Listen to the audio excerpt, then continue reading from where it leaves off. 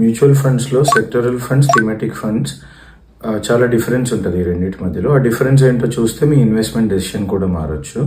Sectoral funds అంటే narrow focus అనమాట. Banking అవ్వచ్చు, పవర్ అవ్వచ్చు, ఆటోమొబైల్ అవ్వచ్చు. సిమిలర్లీ రిలేటెడ్ థీమాటిక్ ఫండ్ ఏంటంటే బ్యాంకింగ్ కాకుండా ఫైనాన్షియల్ సర్వీసెస్, పవర్ కాకుండా ఇన్ఫ్రాస్ట్రక్చర్, ఆటోమొబైల్ కాకుండా మ్యానుఫ్యాక్చరింగ్ ఆర్ కన్జంప్షన్ అట్లా. సో బ్యాంకింగ్ సెక్టరల్ ఫండ్లో ఇన్వెస్ట్ చేసినప్పుడు fund manager can only invest in the banking stocks 80% of the money. HDFC, ICICI, Yes bank, IndusInd, ఇంకా వేరే banks, only బ్యాంక్స్లోనే invest చేయాలి.